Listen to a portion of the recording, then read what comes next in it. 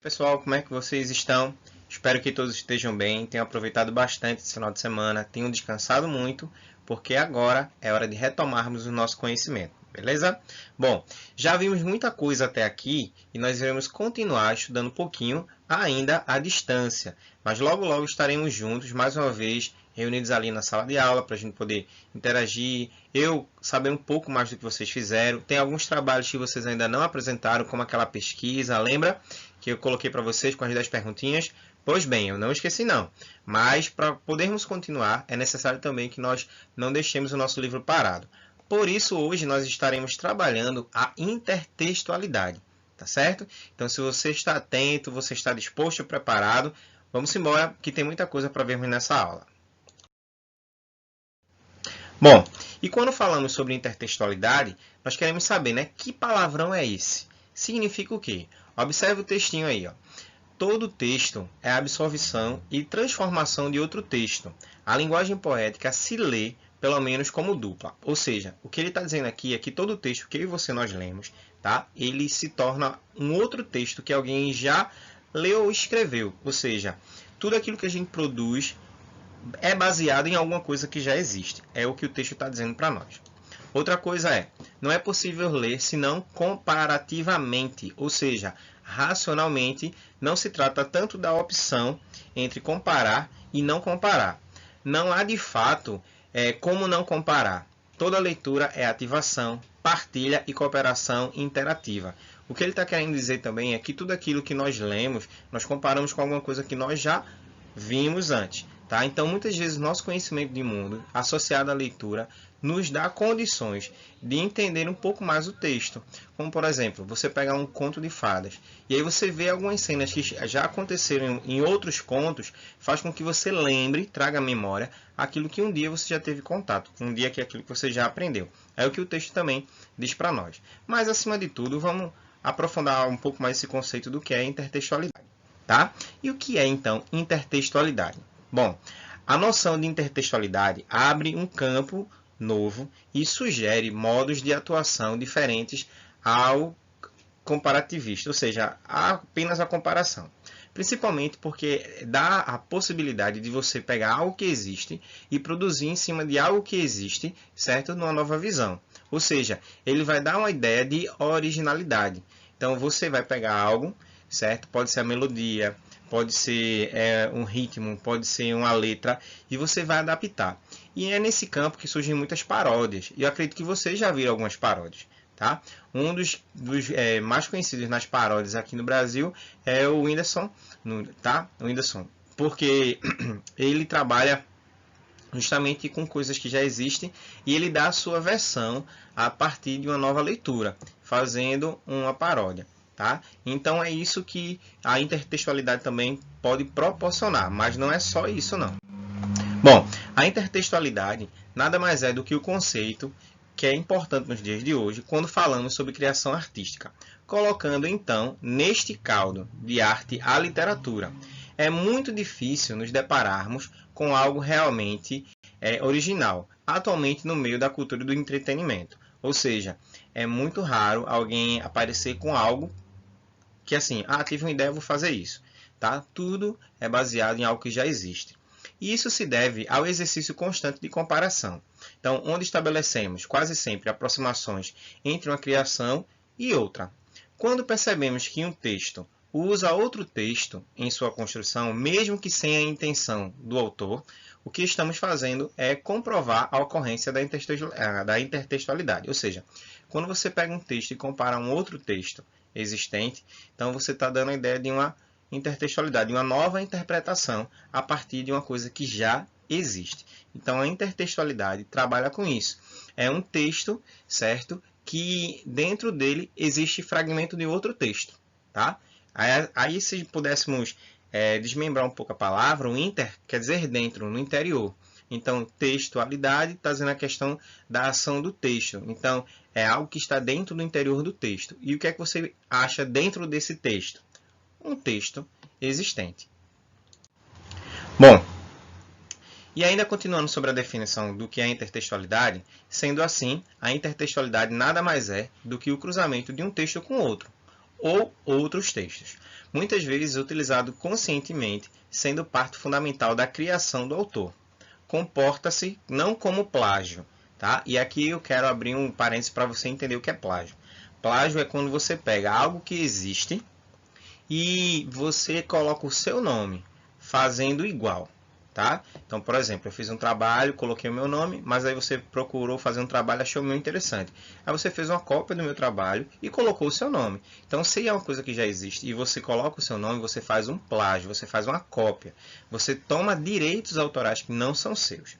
Já na intertextualidade, dá a ideia de podermos criar a partir de alguma coisa que existe. Mesmo que você modifique palavras, frases, expressões, alguma coisa assim, a melodia se torna uma paródia. E aí, nesse caso, não é plágio. Aí, como já falamos, é uma paródia. É uma criação nova em cima de algo que já existe. Tá? Mas, frequentemente, é um dos objetivos de determinada obra de citação explícita para fins de referência, homenagem ou até mesmo, como já falamos, a paródia. Então, a intertextualidade sempre vai trazer uma coisa que já existe. Então, por exemplo, eu quero falar sobre desmatamento no Brasil. Então, para que eu possa falar no meu texto sobre desmatamento no Brasil, eu tenho que ler outros textos de outros pensadores que falam sobre desmatamento no Brasil. E esses textos que eu vou pegando e citações, frases que os autores colocaram, eu posso usar no meu texto. Eu só não posso dizer que são frases minhas, que são criações minhas.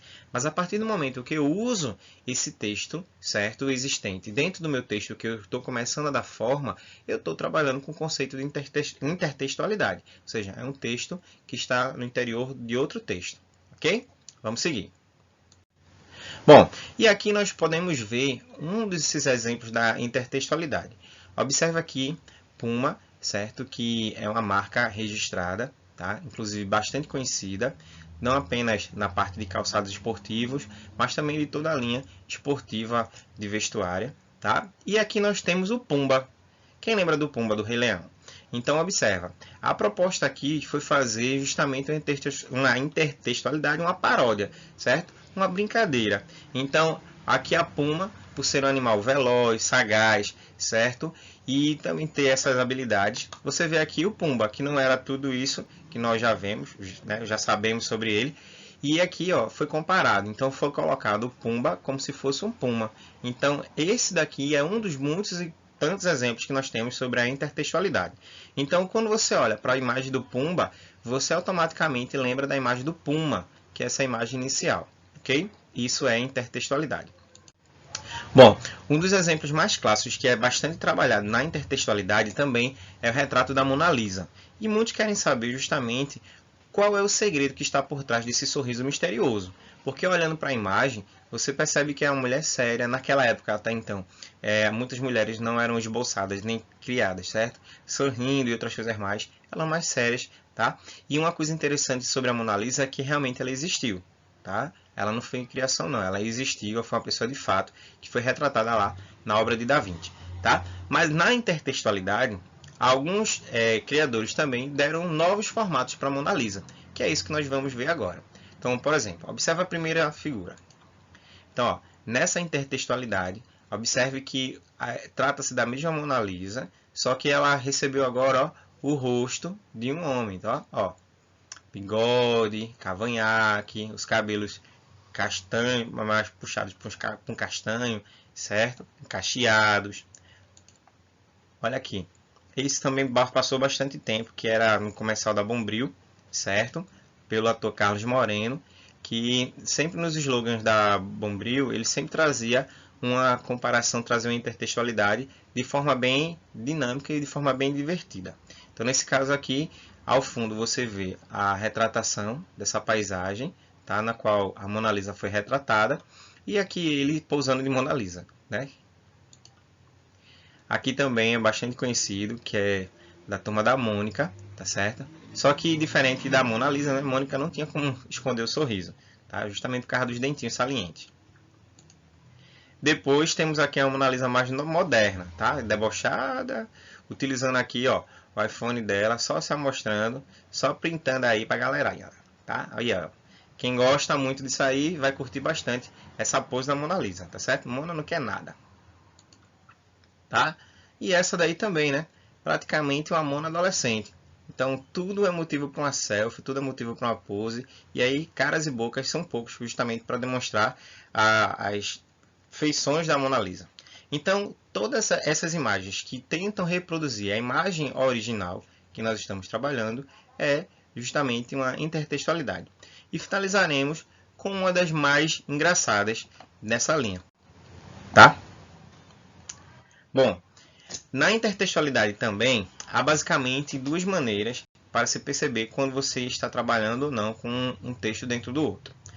Tem uma forma explícita, ou seja, uma forma na qual, de forma escrita, bem revelada, você consegue entender, tá? E facilmente anotada pelo corpo do texto, tá? Então vamos ver. Na série, por exemplo, Shrek, nós temos o Gato de Botas. Então o Gato de Botas, ele na verdade existe uma história só do Gato de Botas, mas na história do Shrek, tá? O Gato de Botas foi inserido nessa história. Então dentro desse contexto houve uma intertextualidade. A leitura, certo? A literatura do Gato de Botas dentro agora da literatura do Shrek, tá? Nós temos aí também personagens como Branca de Neve, certo? Cinderela e tantas outras mais que também são incorporadas nesse contexto do conto de fadas Shrek. Então aí é outro exemplo da intertextualidade, porque ele resgata partes ou personagens de outras literaturas dentro da sua própria literatura, tá? Também sobra espaço até mesmo para o filme Matrix. Então, através de alguns exemplos e principalmente sobre alguns detalhes dos filmes, certo? De acordo com as lendas medievais. Então, percebemos aqui, de forma explícita, de forma bem declarada, de forma bem escrita, bem visível, a intertextualidade, trazendo exemplos de outras coisas que nós já temos conhecimento, como lendas, contos, certo? Filmes ou traços de filmes e outras literaturas, para um novo contexto, então, para uma nova forma de apresentar um texto novo. Bom, aqui também na parte das tirinhas é muito comum aparecer. Nesse caso daqui, Mônica fala: espelho, espelho meu, existe garota mais bonita que eu. E aí ela fica olhando para o espelho e nisso ela depois sai diante do espelho dizendo assim: quem cala consente. Nesse fragmento aqui, nós sabemos quem é que diz essas frases tão famosas nos contos de fadas. Tá? Então lá a bruxa, certo? Da Branca de Neve, que aí ela tem ciúme porque existe uma mulher mais bela do que ela, que é a própria Branca de Neve. Mas nesse caso aqui, a Mônica foi quem usou, no caso, a frase da bruxa. Tá? Aqui outro fragmento na tirinha, você vê os 3 porquinhos. Aí você tem 2 porquinhos físicos aqui e o terceiro porquinho é o Cascão. Como nós já sabemos da história do Cascão, que não gosta muito de tomar banho e ganhou esse apelido por conta disso. Então tá aqui o lobo perseguindo os 3 porquinhos. E nesse último caso aqui, tá certo? Cascão convence Pinóquio, tá certo? A ajudá-la a chegar do outro lado e para isso ele teria que mentir. Então, como nós já sabemos, né? Pinóquio mente e o nariz cresce e Cascão consegue chegar do outro lado. Então percebam que quando se trata de intertextualidade, nós muitas vezes temos contato e não sabemos como aplicar ou como definir. E aí é uma dessas provas, certo? Para o conhecimento mais um pouco aprofundado desse conceito de intertextualidade. Bom, e agora vamos ver a intertextualidade de forma implícita. De forma explícita, nós vimos aí as imagens através da Mônica, do Shrek, do Cascão, tá certo? E agora vamos ver de forma implícita. Implícito é aquele sentido que está dentro. Então aí você precisa ter uma noção um pouco mais ampliada para entender o que é que ele está querendo trabalhar. Então é algo também mais pessoal, mais subjetivo e depende muito de um olhar um pouco mais trabalhado, tá certo? Aí você vai encontrar influências, referências, certo? De acordo com tudo aquilo que está relacionado ao texto, tá? E aí esse texto você precisa ter um domínio, você precisa conhecer um pouco essa literatura para seguir adiante. E aí vamos ver um pouquinho agora sobre o olhar da cena, né? Que é bastante captada lá no livro, como também no filme Crepúsculo, tá certo? Então observa aí. Então a primeira coisa, na parte do filme Drácula, tá certo? A imagem do filme Drácula. Então tem aqui a donzela, certo? Com o pescoço virado para que ela pudesse ser realmente sugada pelo Drácula, tá? E aí nós percebemos assim essa referência, tá? De Crepúsculo tendo a referência ao Drácula. Uma outra coisa também A Bela e a Fera, vista aqui Bela, certo? É o nome da mocinha. E a Fera representa aqui o Edward, certo? Que era uma fera, tá? Era uma fera controlável, porque ele se controlava, ele não era tão agressivo como o filme tenta retratar e a literatura também, mas faz essa referência de forma implícita dentro do contexto da Bela e a Fera.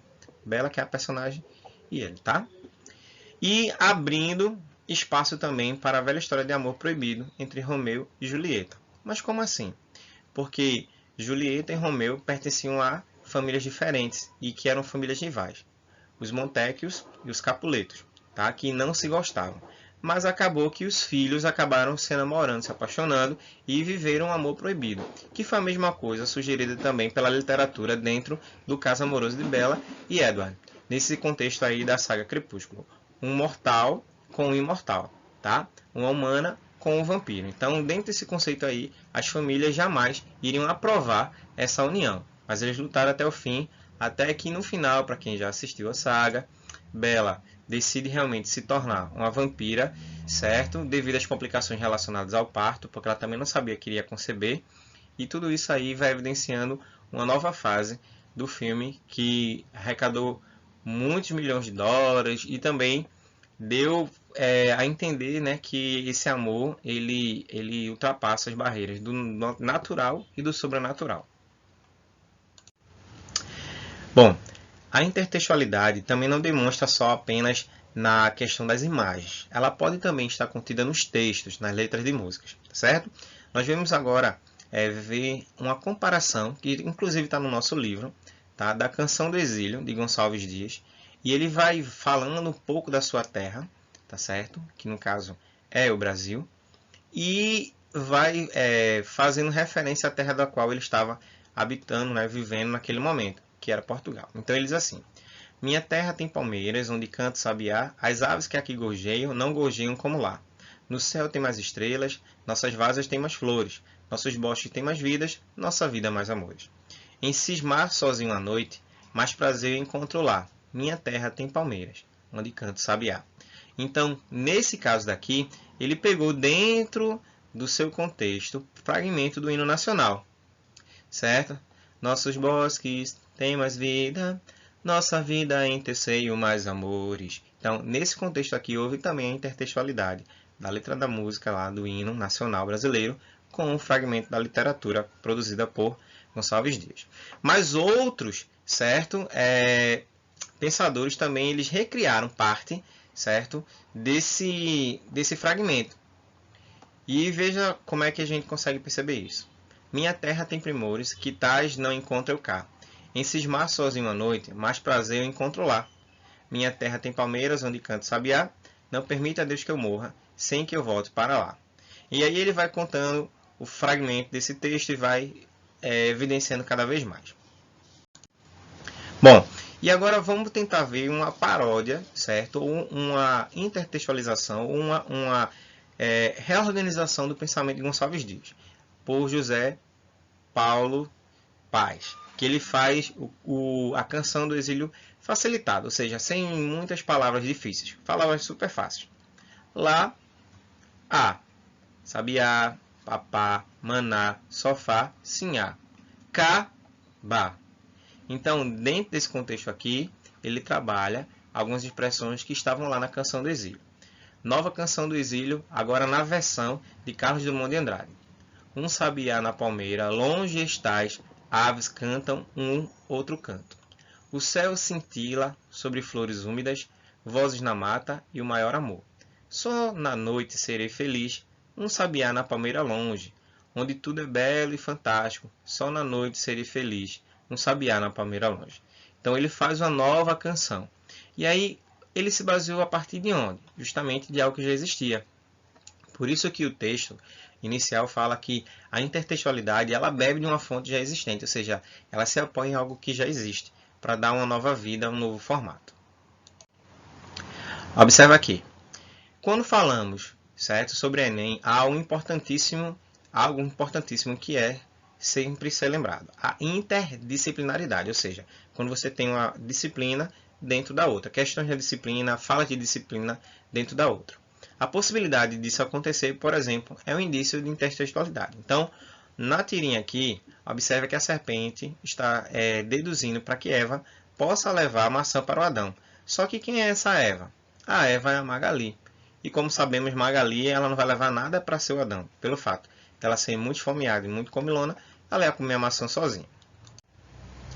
E agora, para a gente tentar um pouco os nossos conhecimentos, eu gostaria de propor para vocês esse desafio, certo? Nós iremos ler e aí vocês vão pegar papel e caneta e vão tentar anotar as questões que vocês acham de acordo com o que vocês consideraram certo ou errado e depois nós iremos conferir na correção, certo? Vamos lá. Quem não passou pela experiência de estar lendo um texto e defrontar-se com passagens já lidas em outros? Quando você pega naquele lixo, eu já li isso aí em algum lugar. Os textos conversam entre si, em um diálogo constante.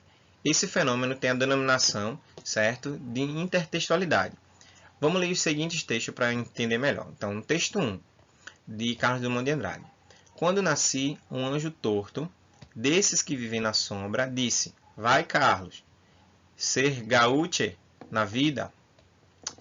Texto 2, de Chico Buarque. Quando nasci, veio um anjo safado, o chato de um querubim, e decretou que eu estava predestinado a ser errado assim.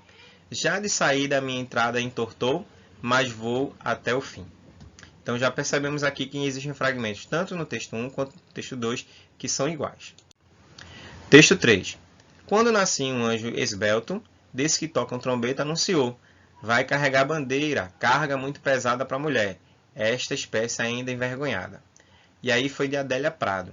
Aí nesse contexto aqui, a pergunta é: Adélia Prado, Chico Buarque e Carlos Drummond, tá? Tiveram o que dentro as suas falas, certo? Em relação, ou seja, qual foi o elemento utilizado em relação a essas ideias, tá? Que gerou a intertextualidade, de fragmento de um texto dentro do outro, tá? Então, se você leu e entendeu direitinho, você já sabe qual é a resposta. E a resposta é a letra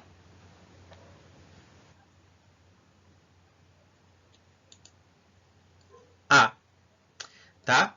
Reiterações de imagem. Como assim? Então, desde o primeiro momento que Carlos Drummond começa falando sobre anjo, Chico Buarque, depois Adélia Prado, os três falam sobre anjo. Então, eles estão reiterando. Então, um anjo safado, certo? Um anjo esbelto, certo? Um anjo torto. Então, dentro desse contexto, nós observamos que um texto foi bebendo e se apropriando de outro. Vamos para uma próxima questão. Cândido Portinari, que é um pintor do século XX, tá? Então ele trabalhou justamente algumas questões que estava retratando o cotidiano brasileiro, tá? Então vamos lá. Nesses aspectos da vida, no quadro 1, 2, 3 e 4, analise aí direitinho, tá? Então aqui, ó, texto 1, tá vendo o pessoal aqui numa dança, né, os casais formados. No texto 2, é o retirante, tá? Então, pessoas muito necessitadas, certo? Saindo de uma terra bem difícil para uma nova oportunidade em outro lugar.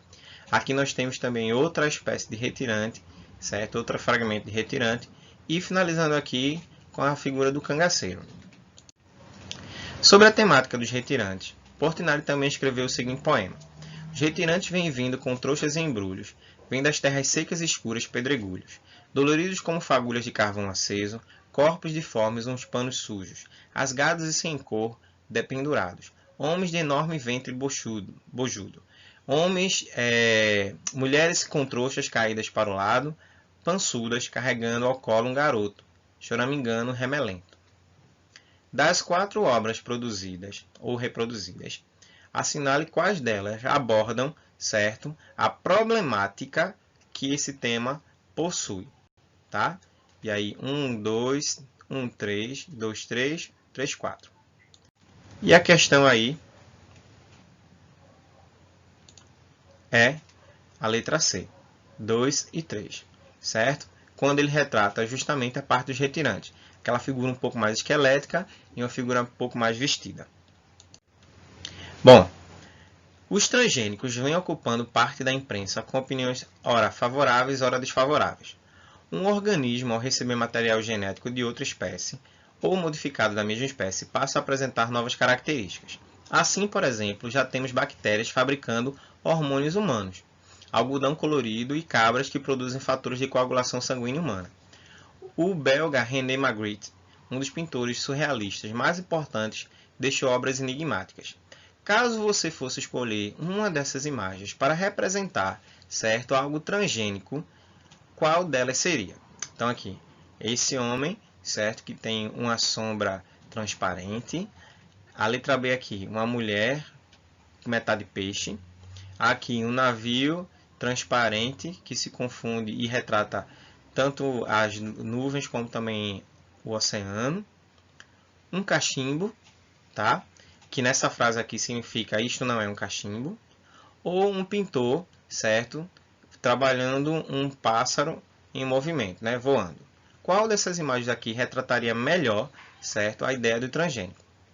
Então, se você prestar atenção e viu de acordo com o texto, você irá marcar a letra B, tá? Justamente transgênico, porque pega parte de material genético de uma espécie com outra, fabricando uma nova oportunidade. Então, a letra B retrata muito bem isso aí, ok? Bom, pessoal, terminamos aqui a nossa atividade e eu vou deixar para vocês, certo? Para que vocês entrem em contato justamente conosco e aí postem uma imagem da intertextualidade. Você vai procurar qualquer imagem que fale sobre intertextualidade. Só não pode usar as imagens que eu usei nesses slides, tá? Quero que você seja criativo. Procure, casse, encontre uma e mande para o e-mail, tá? professordanielgoc@gmail.com. E realize as atividades do livro, certo? Das páginas 13 a 22, para ampliar um pouco mais o conceito sobre intertextualidade, tá certo? Então, que Deus abençoe vocês. Até a próxima aula e se cuidem.